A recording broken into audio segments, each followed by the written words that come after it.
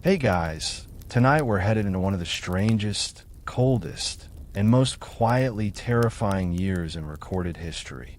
The year 536 AD. You're about to step into a world where the sun stops shining properly, the sky turns a strange pale gray, and people everywhere begin to wonder if they've angered the heavens. Crops fail, empires falter, and the birds forget how to sing. It sounds like the start of a myth, but it's real. So, before you get comfortable, take a moment to like the video and subscribe, but only if you genuinely enjoy what I do here. And if you're still awake after a few minutes, post your location and what time you're watching this. I'd love to see where and when in the world you're listening from. Now, dim the lights, maybe turn on a fan for that soft background hum, and let's ease into tonight's journey together. You don't realize it first. The day is dim, sure, but it's winter. Maybe the sun's behind a thick morning fog. You step outside and squint at a sky that looks more like cold milk than dawn. There's a chill, of course, but nothing that stops you from breathing. Except, well, it stays that way. All day, and then the next day, and the next. You wait for sunrise, but it never really arrives. The sky just kind of fades from night to dim and back to night again, like the world has forgotten how to rotate. In the fields, farmers stop what they're doing. Hands on hips. No sun means no photosynthesis, although you don't know that word yet. You just know the wheat isn't rising. The barley sits in wet soil. Bees are sluggish. Chickens are laying fewer eggs. You stare upward and wonder if the gods have closed their eyes. Historians call this year 536, but you don't. You call it now. And right now, it's getting colder. In Constantinople, people talk in hushed voices. Bishoprics send up prayers. The emperor's messengers gallop from province to province, trying to find out if this dimming is local, or if the whole world has fallen under some smoky veil. Spoiler, it's the whole world. From the Norse tribes to the Gupta lands, from the misty hills of Ireland to the sacred shrines in Korea, everyone is squinting at the same gray dome. A scholar named Procopius, writing years later, will describe this time in words you'll never forget. The sun gave forth its light without brightness, like the moon, during this whole year. You've seen solar eclipses before, but this is different. This isn't a momentary omen. It's like the eclipse stayed behind to haunt the planet. You light a candle inside, not for reading, just to see the floor. Candles cost more now. Firewood is being hoarded. The town crier is already warning of theft. And still, the days don't brighten. Over in Ireland, analysts scribble short, bleak entries. One of them will eventually write, "A failure of bread." That's it. Just those 4 words. You figure when even the scribes are speechless, things must be grim. No one knows why this is happening.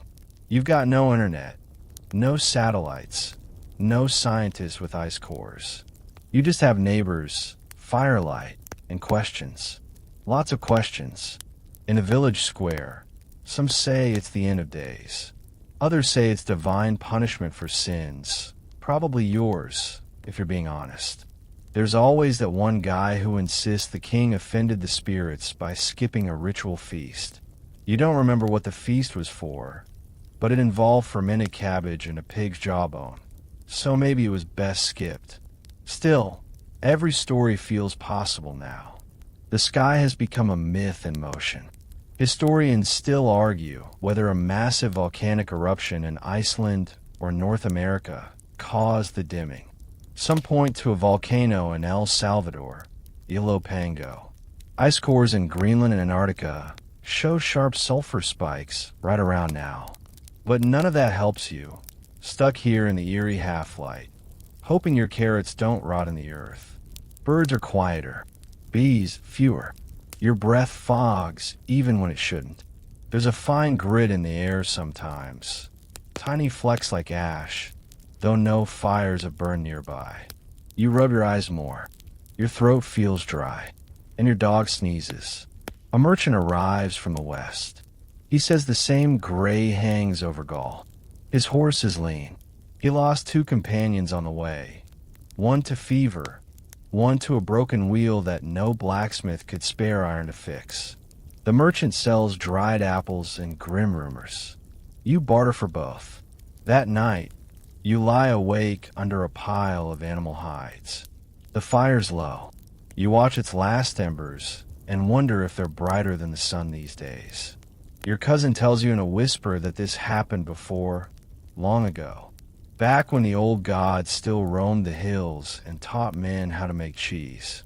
You don't believe him, but you also don't laugh.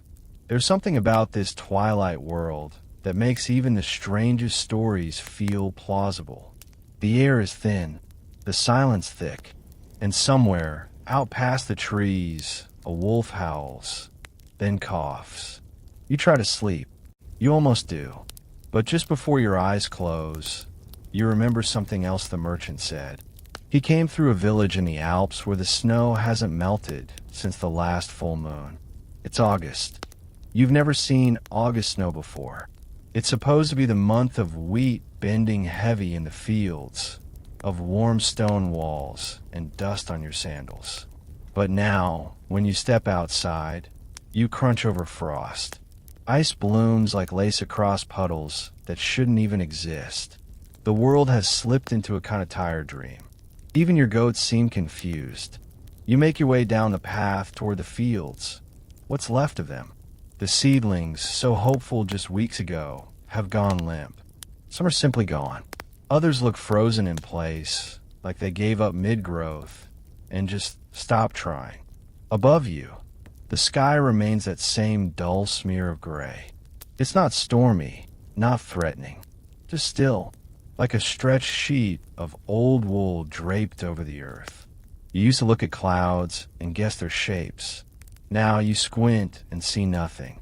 Word is spreading slowly, like everything else in 536. Constantinople's harvest is failing. So is Alexandria's. In Syria, the wheat market has collapsed. Ships loaded with grain float at dockside. Nowhere to go, no buyers left. Your neighbors start burying food underground. One family eats all their pickled vegetables in a single week because their cellar flooded and spoiled the rest. There's a sharp rise in theft, and not just of food. Blankets, boots, even firewood vanishes. Someone takes a wooden church cross just for the timber. Historians still argue whether the cooling was caused by one volcano or several. A cluster of eruptions could have wrapped the earth in aerosol particles, fine enough to scatter sunlight, thick enough to drop global temperatures. But in your little town, there's no need for debate. You just know you're cold, hungry, and that the sun feels farther away each day. There's no official calendar, not like the future will have.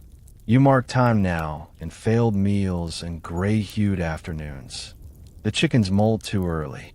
Your bread won't rise. And the brewer down the road gives up on making ale. The yeast won't do its job in this temperature. He starts watering down the wine instead. You drink it anyway. People are beginning to leave. Not just wanderers or dreamers, but entire families pushing carts loaded with cloth and salt and whatever roots they can carry. They say they're heading south, toward lands with sun. No one knows if the sun is any better down there, but it gives them something to chase.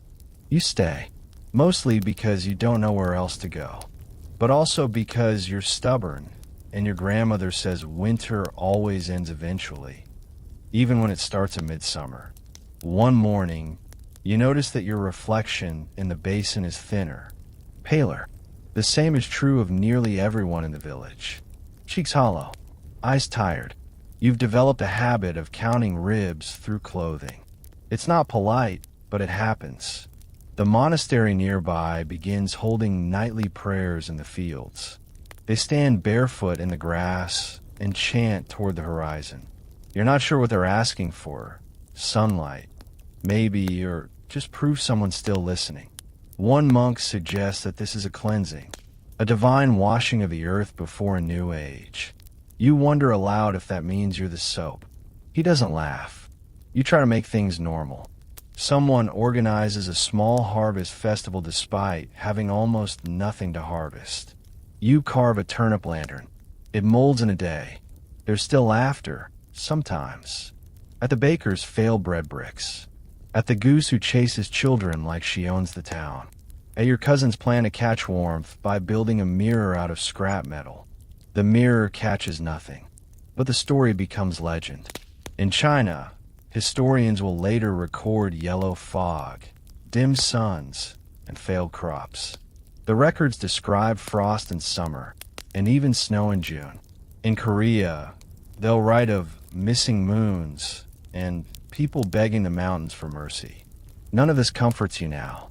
You won't hear those stories for centuries, but they are happening, right now, just far away. You wonder how the animals feel. The birds sing less. The squirrels vanish. A deer walks into the center of town one evening, confused and slow. Someone throws a boot at it. The deer doesn't flinch. A few men start wearing bones as talismans. Not fancy ones, just rabbit knuckles and bird skulls tied with hemp. They say it keeps the cold from entering their dreams. You don't know what that means, but you start sleeping closer to the fire. The cold creeps in even when it shouldn't. Inside stone buildings, under wool, into joints and knuckles. It settles into people's patience too. One afternoon, you spot a sunbeam. A real one. Weak but golden. You stare at it until your eyes hurt. Then it vanishes. It doesn't come back the next day. You hear that some tribes to the north have begun sacrificing horses again. You're not sure if that's true, but someone paints symbols on their doorframe in charcoal.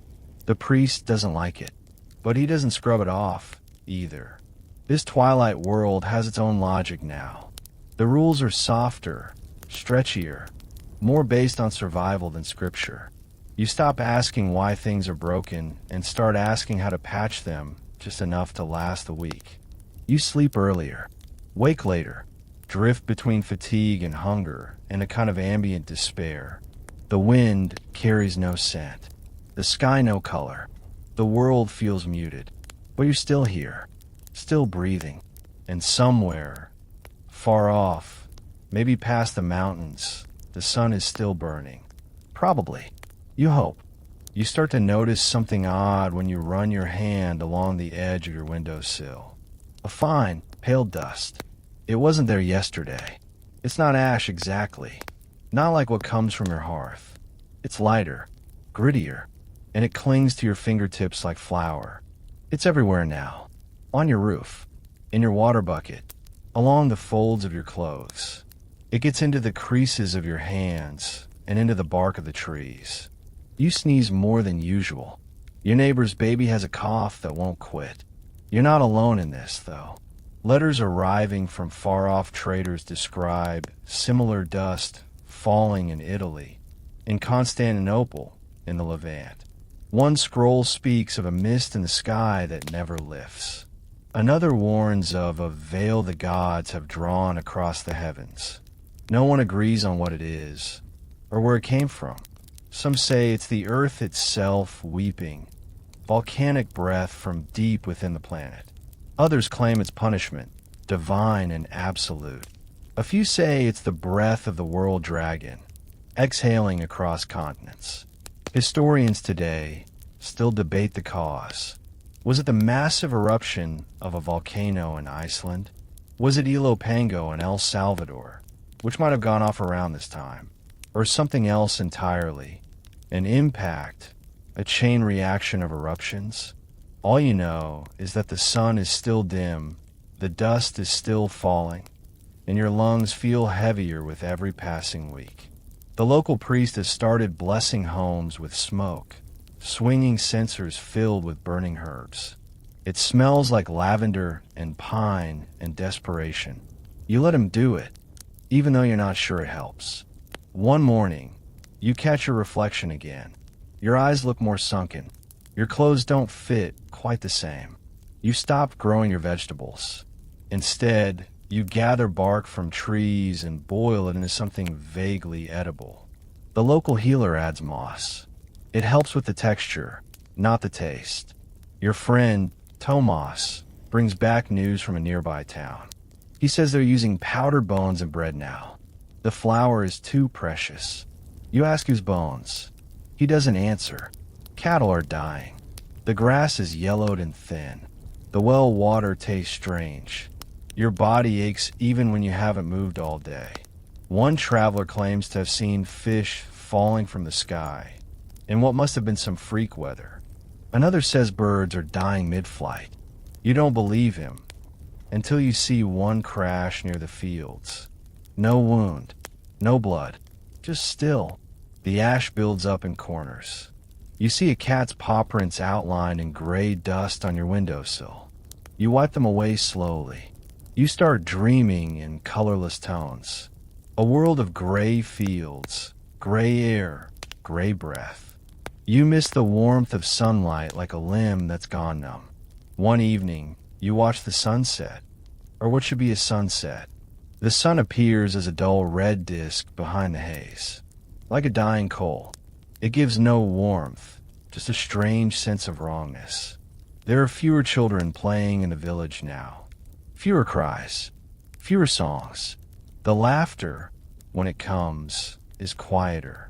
People don't raise their voices as much anymore, as if they're afraid they'll disturb whatever spirit has wrapped the earth in this long half-light. Even time itself seems to slow. The days blur. There is no bright noon, no sharp shadows, no golden evening. Just a long gray exhale from morning to night. You catch yourself sleeping through the middle of the day and waking at dusk. Or is it dawn? A scholar from Antioch writes about a dry fog and years of dimmed light. His words won't reach your ears for centuries, but you live them now. Some monks in the East try to measure the thickness of the sky by how little sunlight passes through their windows. They fail. One gives up and begins painting murals of light he remembers, hoping it will come back if he doesn't forget how it looked. You clean your table every day, but the ash returns. You boil water, but it tastes faintly of soot. You open your door, and the sky remains still and gray and thick. You think of summers past, of sunlight on your shoulders, of the way wheat used to rustle in golden waves, of the scent of apples drying on the roof tiles. You wonder if those memories were real, or if they're stories someone else told you. And still, the dust falls. It's summer, officially. You know this because the calendar says so, and because the sheep have begun their usual strange bleeding patterns they always do when the weather turns. Except the weather hasn't turned. There's frost on the ground this morning. Your breath clouds in front of you in long, slow spirals as you haul water from the well. The bucket handle burns your skin with its cold. And it's July. A child slips on a frozen puddle near the chapel. She's not hurt badly, but everyone stops and stares, not at the child, but at the ice. Some people shake their heads. Others look upward. No one says a word. You trudge through the fields and find the ground hard with frost. Not crisp, autumnal frost. This is a midwinter rime sealed across the soil like a warning. Seedlings trapped beneath have blackened. They wilt if you touch them, collapsing like they've lost all hope of growing. In Constantinople, Emperor Justinian has already declared emergency fasts.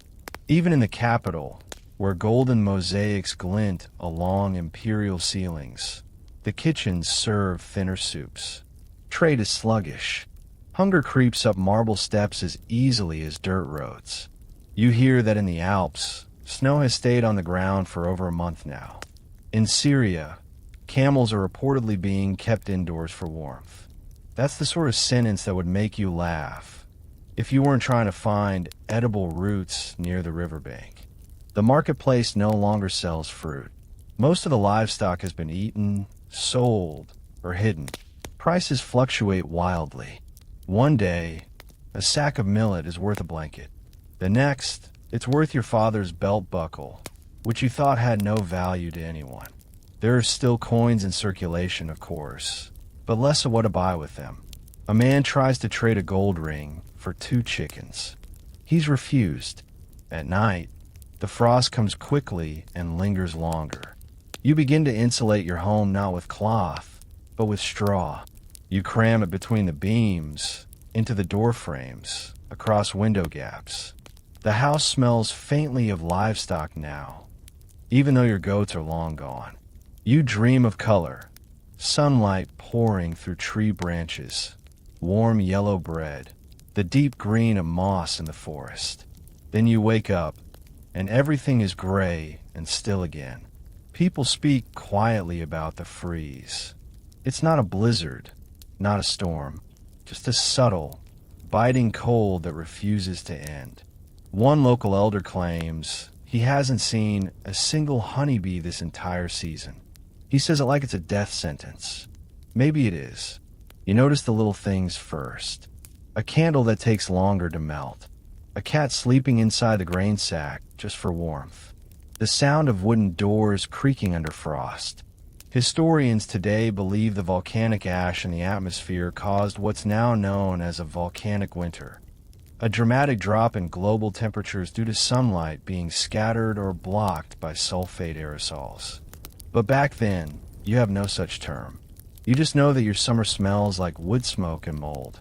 In Ireland, annals will later record snow falling in August and widespread crop failure.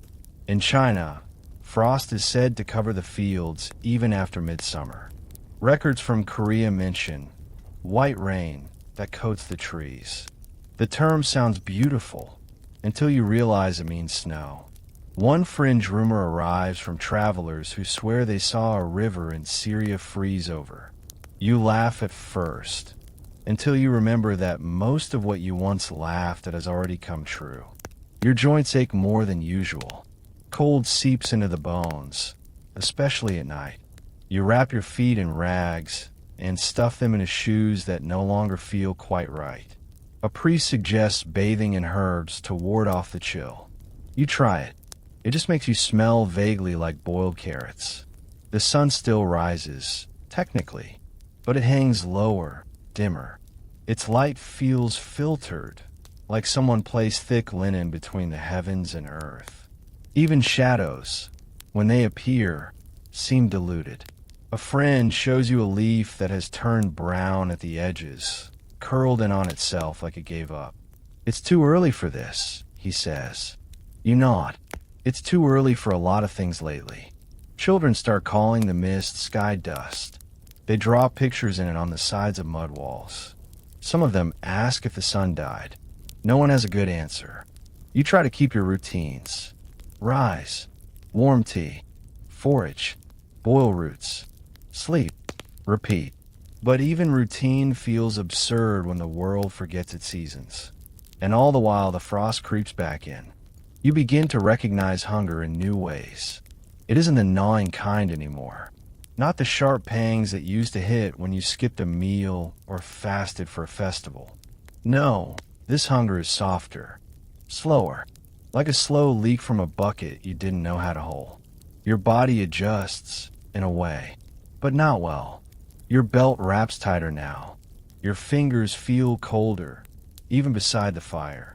Your neighbors, once rosy and round from summer harvests, now walk with slower steps and eyes that avoid each other. You pass a man on the road who used to be a merchant. Now he trades nothing but stories and a small pouch of dried moss. He says the famine has spread north, says entire villages in Gaul are emptying out. No one waits for frost anymore. They see the gray skies and leave. But leave for where? You think of doing the same. Maybe going east to warmer valleys, if such places still exist. But there's no guarantee the sun is any brighter there. And besides, the roads are dangerous now, not from raiders, but from desperation. People are eating strange things. You hear whispers about bark broth, boiled leather, and even the bones of long-dead animals being crushed and brewed like tea. One woman claims her cousin stewed her shoes. She doesn't say how they tasted. Even in Constantinople, grain ships are being rerouted, hoarded, or sunk in port. Justinian's war machine stutters. Tax collectors begin accepting anything that isn't nailed down. Silverware, curtains, spare wheels. One report says a man paid his tax with 3 cats and a dented bronze ladle. It was accepted. The famine is global, though you wouldn't call it that yet. Letters written in Syriac from monastic communities describe the wasting, an eerie phrase that sticks in your head long after reading it. In the highlands of Armenia, shepherds reportedly abandon their flocks and live in caves. In Italy, vineyards go untended for the first time in generations. You find yourself craving odd things. A specific cheese you haven't tasted since last spring. A thick stew your aunt once made from barley, onions, and herbs. The memory itself feels indulgent, like dreaming of gold when you have no shoes. In your village, children begin to disappear. Some to illness, some to wandering, some taken by desperate families hoping for better odds elsewhere. You pass a doorframe painted with soot in the shape of a handprint. You don't ask what it means. You just nod and move on. The healer in your town has taken to boiling crushed pine needles and honey, claiming it lifts the blood. You try it. It makes your tongue numb. You spot a boy eating something wrapped in leaves. He hides it when he sees you. You don't ask. He doesn't offer. Historians still argue about the true scale of the famine that followed 536. Some say it was isolated to Europe and parts of Asia. Others believe it stretched much farther, possibly the worst famine of the millennium. You're living in it, and honestly, you don't need scholarly consensus. One look at your pantry is enough. You meet a monk who has traveled on foot for weeks. He speaks softly, hands blistered, face chapped. He carries scrolls sewn into the lining of his robe, prayers, or maybe recipes. He offers you a thin smile and half a dried pear. You accept it like it's treasure. Some people begin fasting for the sake of the soul. You wonder if they mean it, or if it's just a kinder word for having no food. One family digs up their ancestor's grave, not for gold, but for the jar of salted fish buried with him.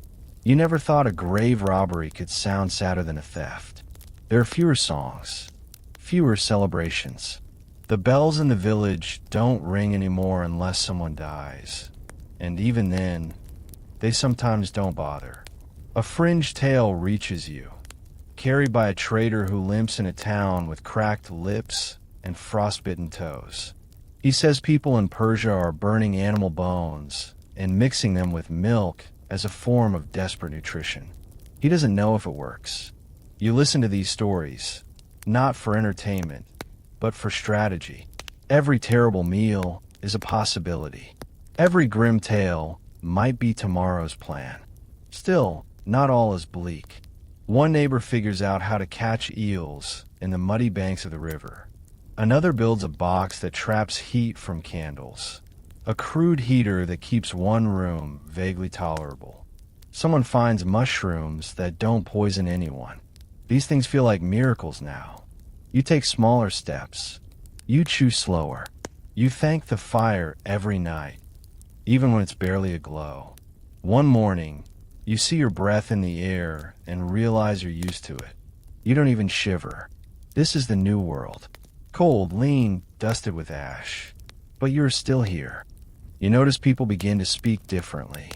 Not louder or softer, but more carefully. As if words, too, are in short supply and must be rationed like grain.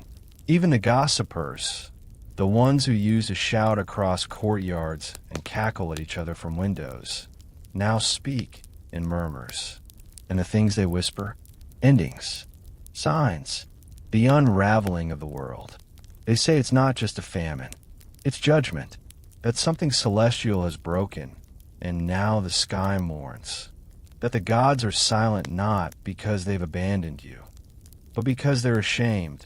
A merchant limping in from the south shares news of Alexandria. He says even there, in that storied city of sun and scholars, the skies are dim and the air is heavy. The temples are quieter.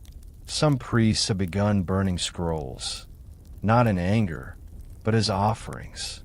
Words turn to smoke. You find that a bit poetic and a bit wasteful. The merchant also says something else, something quieter, that in Constantinople, the emperor's face is drawn and tired. Justinian, the man who would conquer the world, now governs in near twilight. His court grows paranoid. His generals send out fewer messengers. He lights more candles than ever. Historians still debate whether this long twilight influenced his decisions to expand, to build, to war. Some argue the fear of collapse inspired his ambition. Others believe it hastened his empire's slow disintegration. You, however, just imagine him sitting on his cold marble throne, wondering if the sun will ever return. Back in your village, a rumor spreads. Someone in Antioch heard the world is ending because Saturn and Mars aligned. Another rumor claims it's the fault of the northern tribes, who ate something forbidden. There's even a small group of zealots who start fasting at dawn, kneeling in ash, and whispering prayers in reverse. You don't join them, but you do watch. The stars, when they appear, are strange. Dimmer, fewer. The moon looks slightly wrong, thinner, sharper. A boy claims it blinked at him once. You chalk that up to hunger. Someone hangs herbs in their doorway, tied with red string, to ward off the cold gods, they say. You don't ask who those are. You hang your own herbs the next day. The town scribe begins writing everything down, more than usual. He documents strange dreams, patterns in frost, the exact hour at which the fog lifts, if it lifts at all. He's convinced that what's happening must be preserved. Someone will want to know, he says, though he doesn't say who. He also starts recording the dreams people whisper to him. One woman says she dreamt of a white stag standing in the sea, calling her name in 7 voices. A farmer says he sees a sun made of bone. You dream too, but your dreams are hazy, wrapped in smoke and dust. You never remember the endings. In China, scholars will later describe solar dimming that lasts for almost 2 years. They'll write of harvest failure, of locusts, of inexplicable chills. They won't blame volcanoes, they'll blame heaven. You wonder what heaven thinks of you these days. A group of mystics passes through town wearing cloaks made from stitched-together rags and feathers. They chant softly, waving branches over doorways. One speaks of the third sun and the forgotten sky. They're not violent, but they unsettle everyone. They leave before morning, vanishing down the road like ghosts. The local priest gives a sermon about faith surviving through fog, but even he sounds uncertain. He fumbles his words. His hands shake. He leaves the candles burning after the service ends, as if afraid of the dark. You find yourself paying more attention to the birds. They migrate differently now, if at all. One flock circles 3 times before landing in the same dead field they just left. They peck at frozen weeds, then take off again. You wonder if they're as confused as you are. Everywhere you go, there are theories. People become scholars overnight. Everyone's got an idea. Some think it's the earth exhaling. Others say it's a test. A few believe it's the last chapter of time itself, and that this half-light will simply fade to black one day and never return. You try not to think about that. Instead, you focus on small tasks. Fixing the hole in your cloak, stretching soup, telling stories by firelight that distract, if not comfort. Somebody brings out a flute one night, plays a tune you haven't heard in years. A few people hum along. You close your eyes, and, for a moment, it almost feels like things are normal. until the fire crackles too loud and reminds you that silence is king now. You overhear someone say, "This isn't a year anymore. It's a condition." You agree. You hear murmurs of him more often now.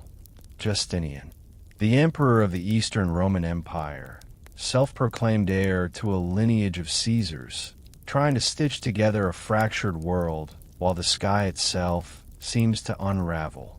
You've never seen him, of course, only heard stories, passed down from weary travelers and whispered through markets that are less market and more rumor pit these days. They call him the Ghost Emperor now, not because he's dead, but because the world has become so dim, so drained of light, that even the man in the golden palace walks in shadow. In Constantinople, where once the sun poured down on domes and mosaics like a god spotlight, everything is gray. Even the Hagia Sophia, that grand architectural miracle, catches less light in its windows. Justinian, you hear, spends more time indoors, surrounded by lamps and ink-stained fingers, writing edicts, drawing borders, fighting wars in a world where no one can see the lines. You learn that he's waging campaigns in Italy, trying to reclaim the western half of the old empire. Imagine that, fighting battles across mountains and ruins while your own capital lives in what feels like a smothered dusk. The irony isn't lost on you. One traveler, arriving wrapped in wool and carrying frost on his beard, says that in the capital they've begun using polished bronze to reflect what little light remains into courtyards. Another claims Justinian has ordered more gold leaf on icons, not for reverence, but because it glows even when the sun refuses to. Historians still debate whether Justinian's military efforts were emboldened by fear or faith. Did he believe the empire must act now, before the darkness grew permanent? Or did he see conquest as a distraction from a world slowly withering?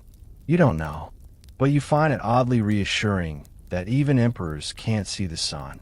Back in your own small world, people start drawing him, Justinian, in charcoal outlines on the sides of sheds and barns.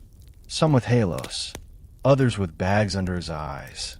He's become both myth and man, the ruler who fights in shadows, who legislates by candlelight, whose name is spoken almost like a spell. A priest reads from a scroll. Justinian has reaffirmed orthodoxy, expanded laws, restructured civil codes. You listen, half interested. All the structure in the world doesn't stop your toes from freezing. And then, one morning, you hear something different. A child running down the street yelling, "Light! Light!" You rush out, heart pounding. There's something in the sky. Not the sun, not really, but a faint golden smear behind the haze. Enough to cast a weak shadow. You raise your hand and see the outline on the ground. It's crooked and pale, but it's yours. The emperor doesn't cause this. No decree, no edict, no war changes the sky. But still, for a flicker of a moment, you thank him. Silently. For existing. For trying. For not crumbling with the rest of the world. You wonder what Justinian eats now. What warmth he has. Whether his robes feel heavier in this weather. If he lights his own lamps. Probably not. But you imagine him doing it anyway. Striking flint in the half-dark, just like you. Someone claims he's rebuilding parts of the city with heat in mind. Narrower streets to trap warmth. Taller columns to break wind. More braziers in public forums. Whether it's true or not, you can't tell. But the ideas give you hope. You learn that even empires grieve in small, human ways. In your village, a few people begin carving messages into wood. Prayers, names, fragments of poems. They hang them near the church, or by trees, or on the front doors. You carve 1, 2, let the sun remember us. You don't expect it to work, but you still glance at it every morning. You dream of the emperor once. He's standing on a beach, shouting orders at the ocean. The waves ignore him. Someone begins collecting stories about emperors of old who face similar trials. There aren't many. Most histories are full of conquest, not cloudy skies.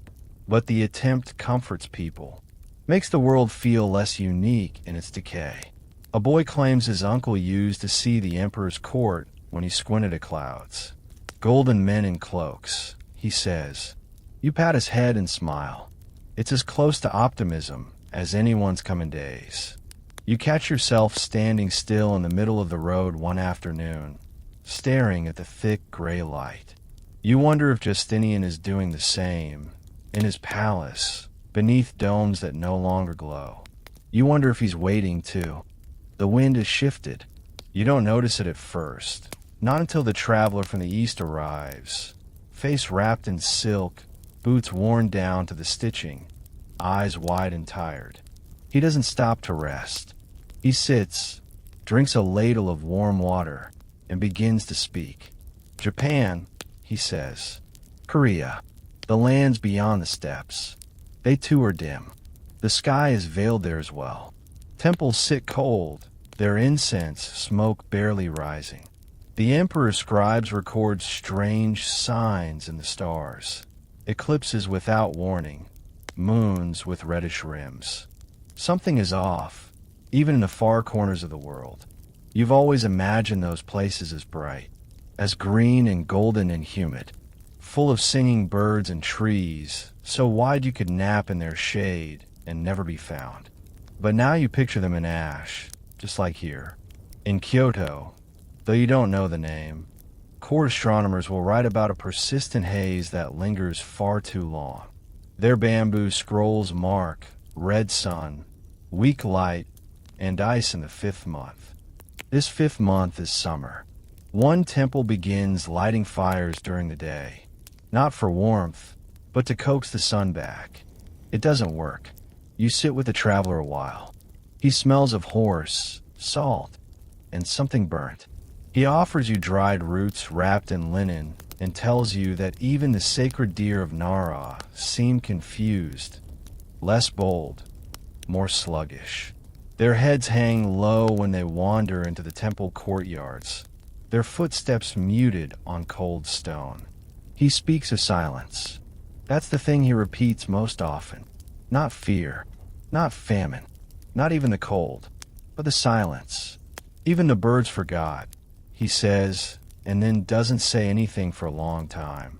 Historians still debate whether records from East Asia during this time refer to the same event that darkened Europe and the Near East.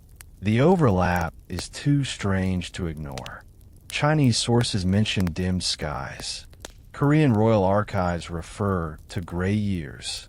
And in Japan, some accounts speak of ash that falls so slowly it looks like snow. In a Shinto shrine, a priest reportedly draws new omens from cracked turtle shells, ancient bones used for divine interpretation. He sees confused time written in the fractures. He writes it down and burns the shell. Ash returned to ash. Meanwhile, in the markets of Luoyang, tea sellers wrap their leaves twice to keep them from absorbing the ash that sifts into everything. Even flavor seems diluted now.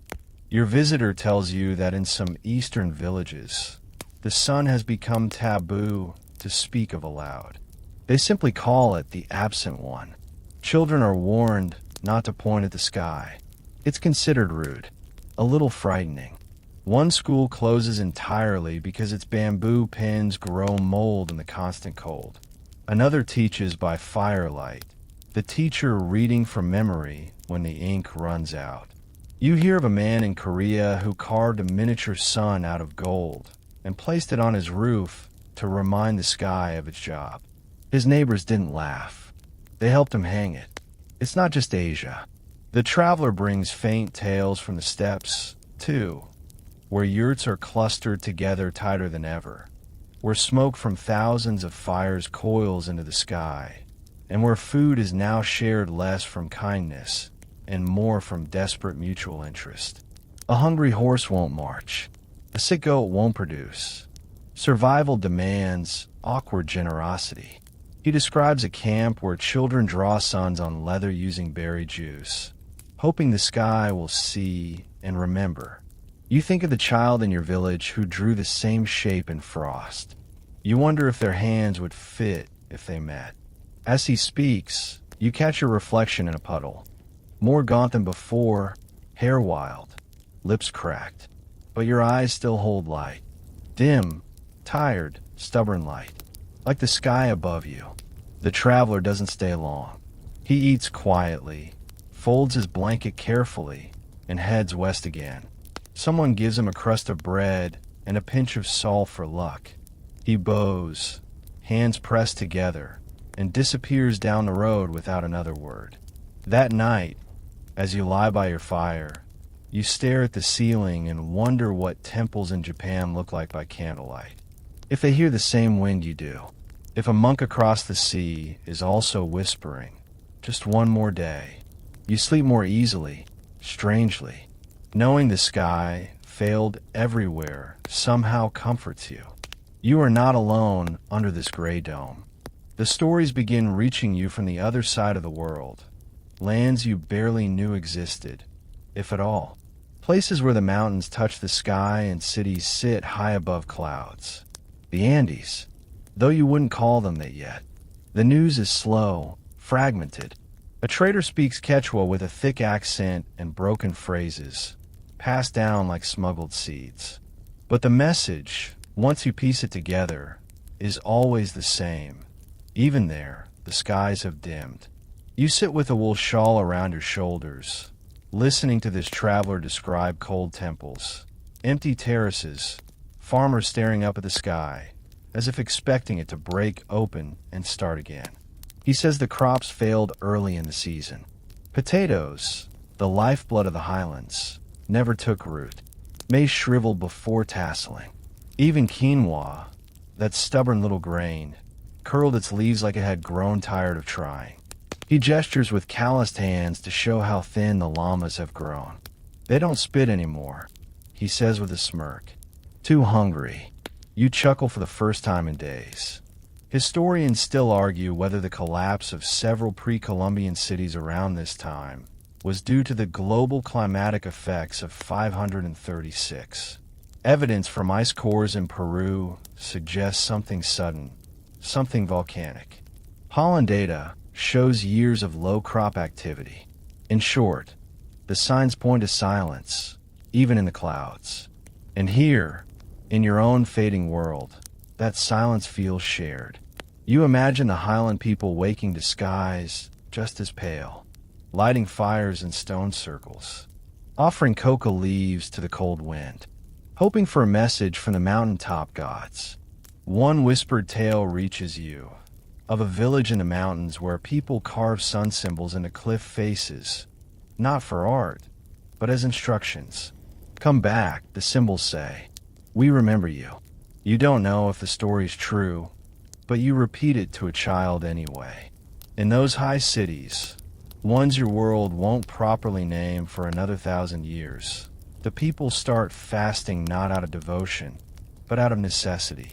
Markets trade in warmth now.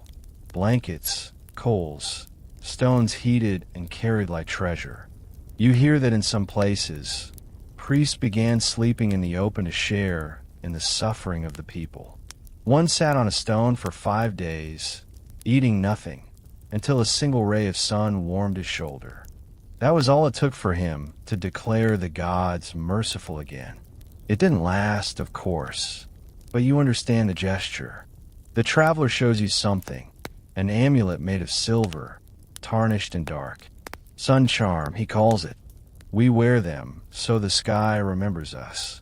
He leaves it with you when he goes, tied on a strip of old cloth. You hang it by your doorway. It doesn't shine, but it feels like it wants to. The air in your village is colder now, even when the wind isn't blowing. Nights stretch longer. You find yourself waking in darkness and wondering if it's morning or midnight. The roosters have given up. Time means less than it used to. You think of the Andes again, terraced hillsides cloaked in cloud, llamas curled tight beside stone walls. children drawing suns in the dirt with chilled fingers. The image feels far away, but somehow also close. You begin to understand. This isn't just your disaster. This is the world's shared forgetting. A collective moment where empires shrink, peasants shiver, and the air is too thin for memory. You spend more time by the fire now, staring into the flames, imagining where they flicker across oceans. Who else watches theirs? Lost in the same heavy quiet. You catch yourself whispering aloud once. Come back. You're not sure if you mean the sun, the seasons, or the world you used to know. Maybe all three. You always thought trade was eternal. That the roads and ships that brought spices, scrolls, silk, and stories would just keep going. That somewhere, even if you were freezing, someone else was warm and busy selling fruit. But now, the roads are quieter. The ports, you hear, are nearly empty. Ships rot at docks or wait endlessly for winds that never come. It starts subtly. Fewer goods in the market. Salt becomes precious again. Cloth becomes dull, rougher.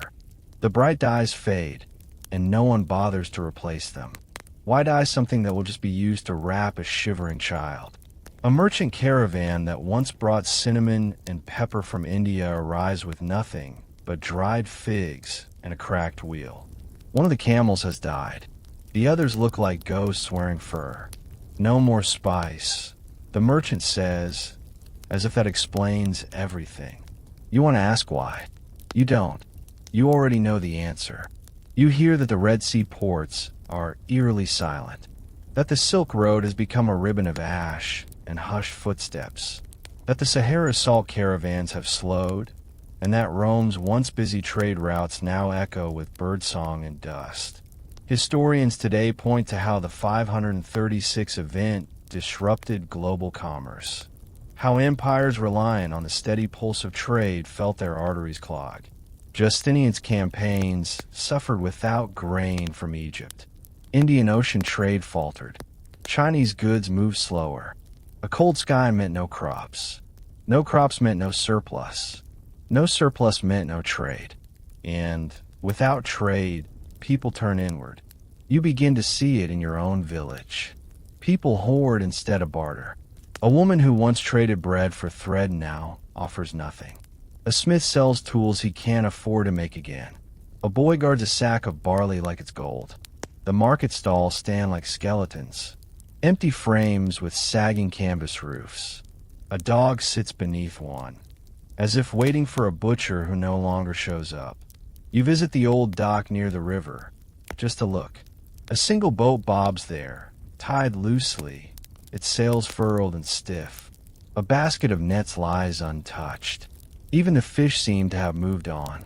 You remember stories of the Mediterranean, once so full of life and boats and shouting traders that you couldn't walk a straight line through a port.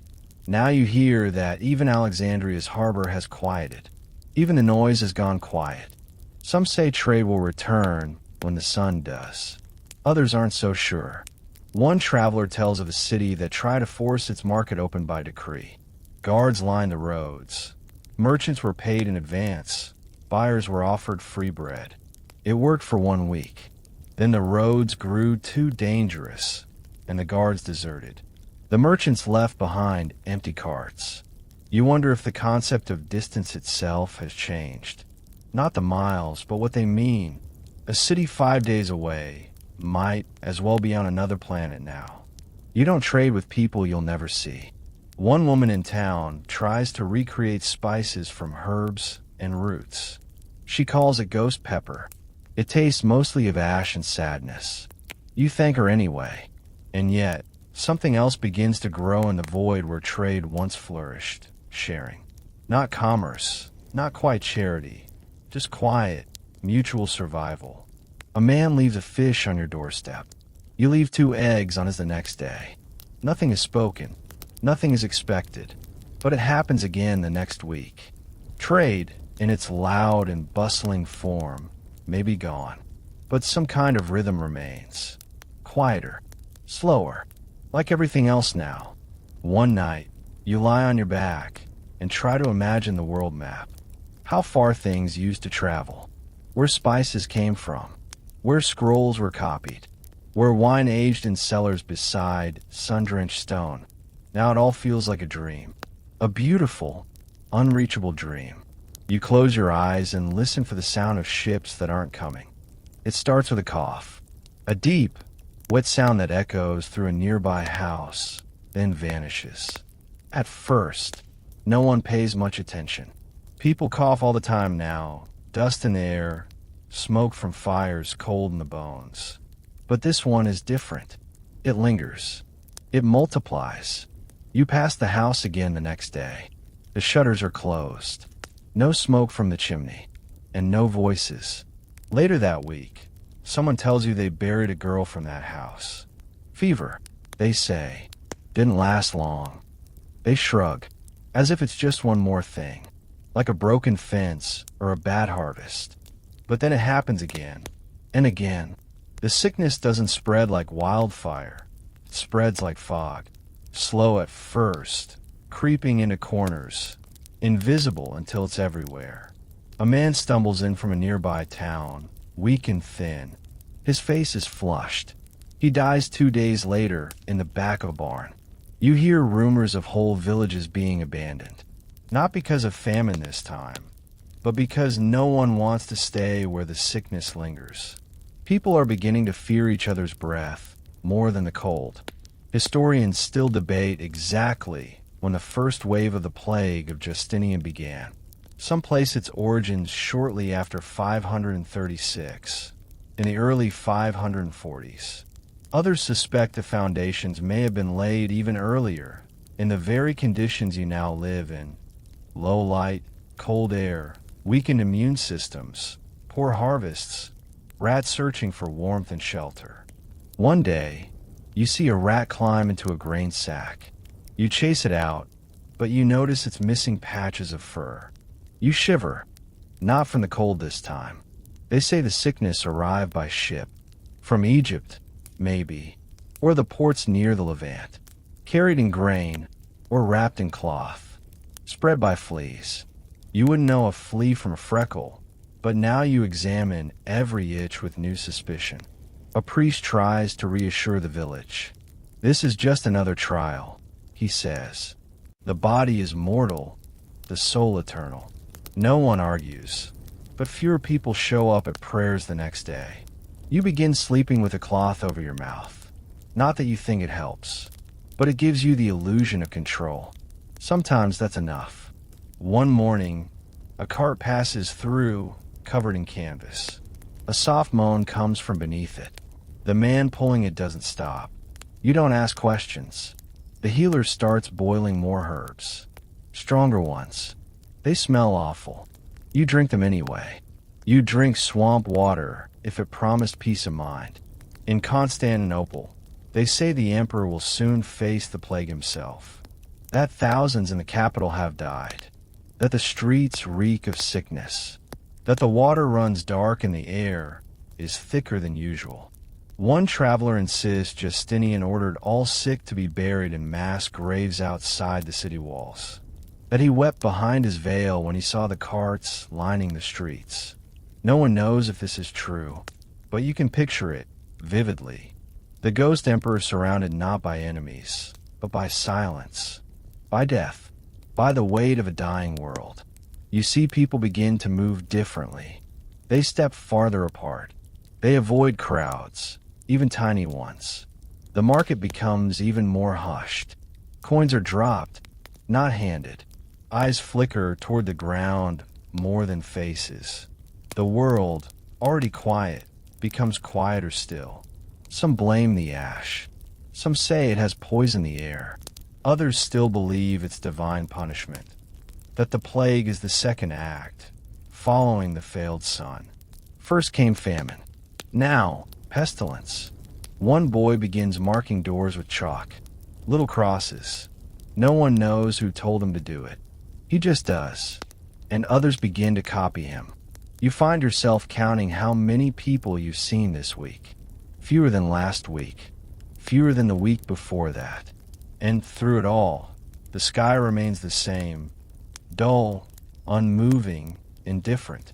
This wasn't how the end of the world was supposed to look. You imagined fire, chaos, war. Not this long, slow unraveling. Not this gray quiet. Not this slow drift into stillness. You sit by your fire at night and listen for coughing. You hate that you do. You hate that it's become part of your nightly rhythm. But you still listen. And sometimes you don't hear anything, which somehow feels worse. You've run out of answers, and so has everyone else. So people start inventing new ones. It begins with the stars. You notice more of them lately, not because the sky is clear, far from it, but because people look up more. They scan the heavens for signs, for patterns, for anything that might explain what's happening down here. And what they see, it's just enough to spark imagination, and just confusing enough to spiral into fear. One man claims he saw two moons for a moment. Another says a red comet hovered low in the west, like a spear stuck in the sky. No one else saw it, of course, but that doesn't stop the story from spreading. The local priest takes to reading omens for smoke. He drops pine needles into the fire and watches the way the smoke curls. Leftward means mercy, he says one day. Rightward, we don't talk about that. You don't know what that means, but you lean left anyway. Someone else starts divining with bones. Chicken bones, mostly. He lays them out in careful shapes, looks at the gaps between them, mutters about the empty spaces being more truthful than the bones themselves. People listen. People nod. A few even pay him in dry oats. You used to roll your eyes at this kind of thing. Now, you find yourself watching the shape of a burning log, wondering if its cracks sound like words. You tell yourself it's silly. You listen anyway. Historians today will later mark this period not just by its physical suffering, but by a surge in apocalyptic and mystical thought.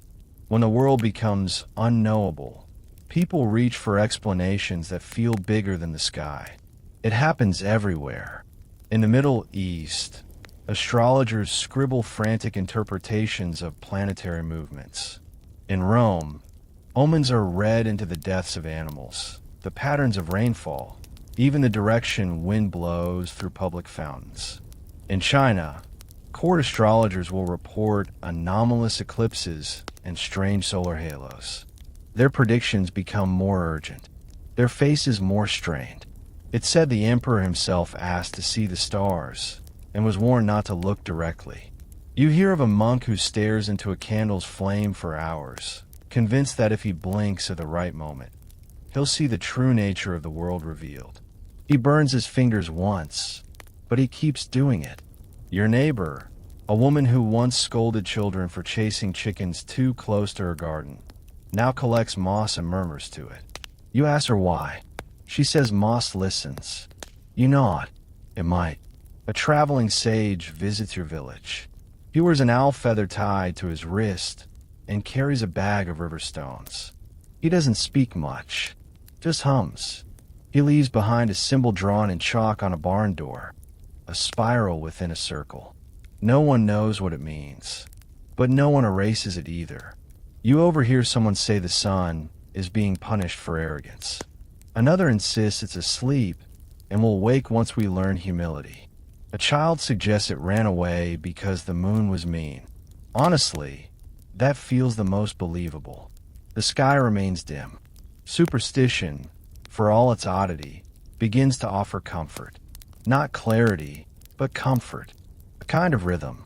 A way to explain the unexplainable. Even if the answers are made of bones and moss and chalk, you find yourself drawing symbols too. Not because you believe in them, but because it feels good to do something. Anything. You hum a little tune your grandmother taught you. She said it helped plants grow. You sing to a pot of withered mint.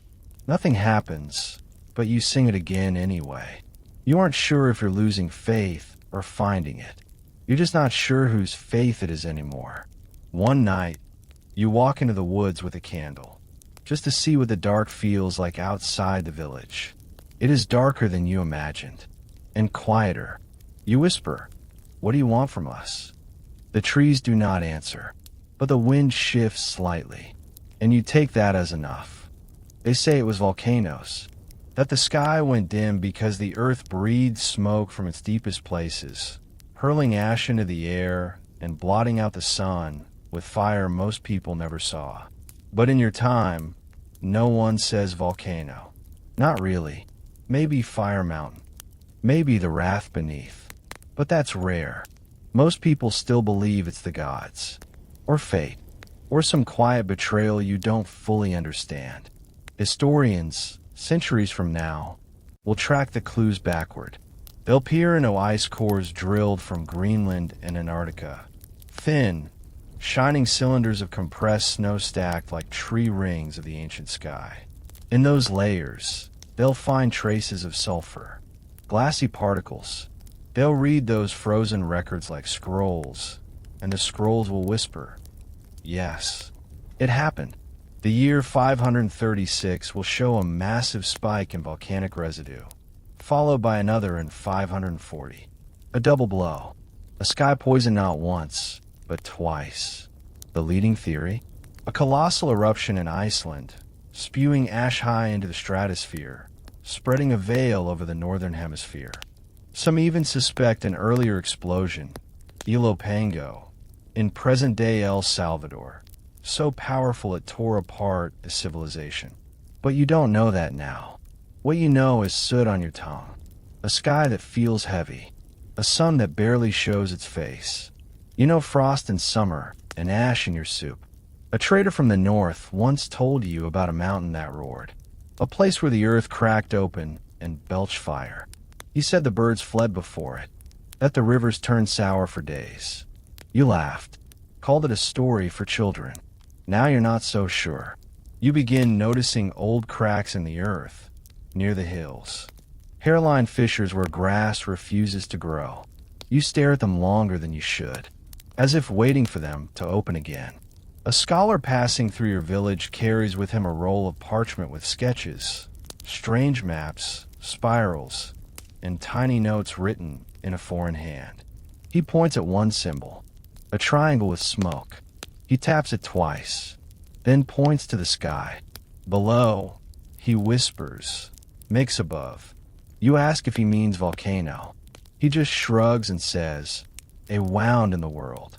Others think it came from the sea, that something vast and bright fell from the heavens into deep water and sent steam and salt into the clouds. The sky swallowed itself, one old man mutters. You don't care much for explanations anymore, but you do wonder if the earth is angry, or tired, or simply indifferent. One night, you build a small mound of rocks in your garden, a kind of offering, though you're not sure to what. You place a coin beneath the largest stone and press your palm against it. You whisper, "Heal." Nothing happens, but the stone feels warmer than the air. You hear that in the East, scholars are debating signs. They argue about celestial alignments and ancient predictions. Some say they've seen this cycle before, that it happens every 1,000 years. Others say this is new, that the world has turned a page and doesn't like what's written next. There's comfort in thinking the darkness has a cause, that somewhere a mountain burned and the sky dimmed in response, that it wasn't you, that it wasn't sin or failure or forgotten ritual. Just rock, just fire, just nature exhaling. But there's also fear in that, because if it was a mountain, if the earth itself rose up and choked the sun, then what's to stop it from doing it again? You find yourself staring at the hills more often, wondering which one hides fire beneath it. One child asks if the world has a bruise. You pause. You tell them yes. And the bruise, you say, is healing very slowly. Time becomes slippery. You used to measure it by planting, by harvests, by the scent of certain flowers, or the warmth on your face as you walk to the well. Now those markers are gone.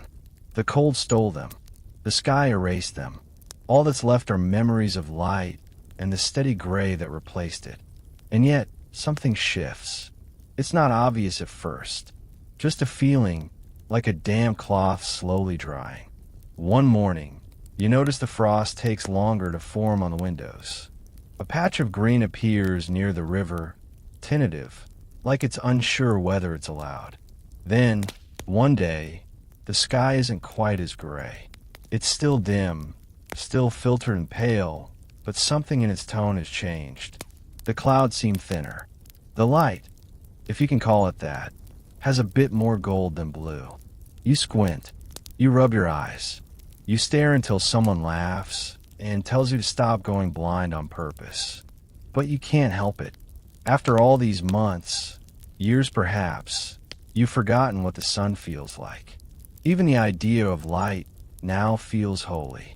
Historians believe the volcanic veil that covered the sky began to lift slowly, so slowly that no one noticed at first. The aerosols dispersed, carried across oceans, thinned by wind and gravity. The ash settled on glaciers, forests, and rooftops. The sulfur faded, but recovery was not simple. You still wake cold most mornings. The hunger still gnaws at the village like an old dog that refuses to die. Trade has not resumed. The rivers still carry less fish. But you catch a glimpse of a robin one afternoon. A real robin, red-breasted, hopping in the thawing mud. And you laugh. A neighbor invites you over for soup. It contains actual herbs. Nothing dried. Nothing dug from under a log. You nearly cry at the taste. Another traveler arrives, this one from the west. He carries stories, not just of famine or frost or fire, but of regrowth. A vineyard in Gaul trying to sprout again. Bees in Britannia. A field of wheat in the south blooming late, but blooming nonetheless. You gather with others around the fire that night. You don't tell new stories. You retell the old ones. Not out of fear, but out of awe. The boy who said the moon blinked. The time your cousin tried to melt snow by singing to it. The absurdity of moss tea. You all laugh a little easier now. Still, not everything returns. A third of your village is gone. Some to sickness, some to wandering, some to silence. You walk past empty homes and remember the people who filled them. You forget the sound of their voices, but not the way they looked in lamplight. The church no longer fills to the walls. The market is smaller, but there's space now. Space to breathe, to grieve, to wait. In Constantinople, the emperor still rules, though his palace has grown quieter too. The plague will strike there soon, if it hasn't already, and Justinian will fall ill himself. He will survive, but the empire around him will look different. Smaller, cracked. Some historians say the long recovery reshaped the world, that the decades following 536 saw the crumbling of trade networks, the rise of new belief systems, and a global reorganization of life and power. You don't know those words, but you feel them. In the distance, someone is tilling a field. The sound of shovel against soil is the most beautiful thing you've heard all month. One girl starts collecting yellow flowers, not to eat, not for medicine, just because they're pretty. That might be the surest sign of healing you've seen. The sky still has its haze, but it's no longer oppressive. It's just there, a part of things, like old grief that has learned to sit quietly in the corner. You find yourself humming again, not because it helps the plants grow, just because it feels good. Your hands are still rough. Your ribs still show. The world is still fragile. But when you wake up tomorrow, you'll see the edge of your shadow stretch just a little farther. And that's enough. You don't remember the exact moment it all changed. Not really. There's no trumpet blast, no final gust of ash clearing the sky, no grand return of golden light. The world doesn't wake with a gasp. It stirs with a whisper, as if the earth, exhausted, has decided to try again. You wake up and realize your breath doesn't fog the air anymore. The frost on the windows melts before you touch it. The dirt feels softer underfoot. The trees, once bare like skeletons, now carry the faintest blush of green. And when you tilt your head just right, the clouds don't look angry anymore, just lazy. You see children playing outside again. Their laughter, sharp and high, bounces between buildings like light itself. It startles you at first, like hearing music after years of silence. But soon, you're smiling. The woman who buried her husband in the first year sings while sweeping her doorstep. The village smith, long silent, begins repairing tools instead of melting them down. Someone even jokes that they might plant tomatoes this year. Everyone laughs, not because it's funny, but because the absurdity feels like hope. Historians will look back on this period and call it a turning point, a long, slow emergence from what some now refer to as the late antique Little Ice Age. They will argue over whether the sun returned in 541 or 545 or even later, but none of them will quite capture the way it felt when the light changed, when shadows sharpened again, when your skin warmed just a little without a fire. You try not to romanticize it. There are still long nights. There are still people missing from the market. The fields have not forgiven you yet. But when you bend to pull weeds from a patch of earth you thought was dead, your fingers sink easily into the soil. You remember a dream you once had, of standing in a room filled with golden smoke, trying to catch the sun in your hands. You never did. But now, standing in your garden, warm light brushing your arms, you realize something. You never had to catch it. You only had to wait. Some will say the sun never disappeared, that it was just hiding. But you know the truth. It didn't vanish. It suffered with you. And now, together, you begin again. So here you are. The fire has burned low. The wind outside is gentle. And your breath is steady once more. The year 536 has slipped away into history, a shadow among shadows. And yet, you made it through. Slowly, softly, the world began to turn again.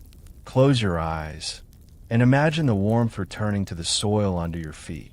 Picture the first green shoots curling upward through frost. Hear the faraway hum of markets reopening, of children giggling as they chase shadows under clearer skies.